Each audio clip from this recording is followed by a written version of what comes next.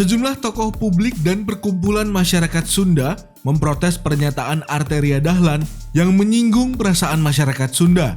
Arteria sebelumnya meminta Kejaksaan Agung mencopot Kepala Kejaksaan Tinggi yang menggunakan bahasa Sunda saat rapat kerja tingkat Kejati. Organisasi Angkatan Muda Siliwangi meminta politisi PDIP tersebut untuk meminta maaf atas ucapannya. Jika tidak dilakukan, maka AMP akan mendatangi langsung Arteria.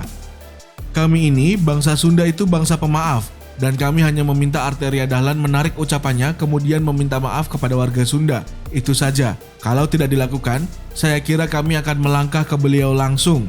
Mudah-mudahan sadar bahwa ucapan itu tampaknya tidak tepat sebagai seorang politisi maupun wakil rakyat, ujar Ketua Umum Angkatan Muda Siliwangi atau AMS Nuri Ispanji Firman. Permintaan maaf dari Arteria juga diminta oleh Gubernur Jawa Barat Ridwan Kamil.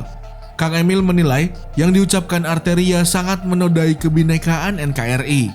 Dia mengingatkan Arteria dengan cara baik-baik karena sejatinya orang Sunda itu memiliki sifat silih asih, silih asah, silih asuh yang berarti saling mengasihi, saling mengingatkan, dan saling membimbing.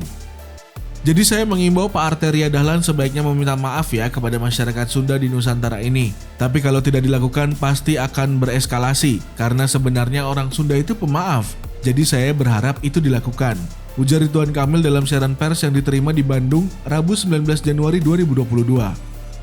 Dalam beberapa agenda kunjungan kerja ke beberapa provinsi di Indonesia, Kang Emil sering melafalkan bahasa daerah di sela sambutannya. Hal itu dilakukan guna melestarikan bahasa daerah agar tetap ada hingga anak cucu kita di masa depan. Saya sudah cek kemana-mana, media bisa buktikan saya kira tidak ada di rapat yang sifatnya formal dari A sampai Z bahasa Sunda. Yang ada itu ucapan selamat pembuka pidato atau penutup pidato atau di tengah-tengah ada celetukan-celetukan yang saya kira wajar-wajar saja kan begitu, ujarnya. Sementara itu, Wakil Ketua Komisi 11 Deddy Mulyadi juga angkat bicara. Menurutnya, tak masalah bahasa Sunda atau bahasa daerah lain digunakan saat rapat asal peserta paham. Di berbagai daerah lain juga banyak rapat yang menggunakan bahasa daerah masing-masing lantaran sebagian besar anggota rapat mengerti bahasa tersebut. Justru itu malah membuat suasana rapat rileks, tidak tegang, sehingga apa yang ada di pikiran kita, gagasan kita bisa tercurahkan. Dan lama-lama anggota yang rapat sedikit banyak mendapat kosakata baru bahasa Sunda yang dimengerti, kata Deddy. Kalau penggunaan bahasa daerah dilarang, bagaimana dengan penggunaan bahasa asing?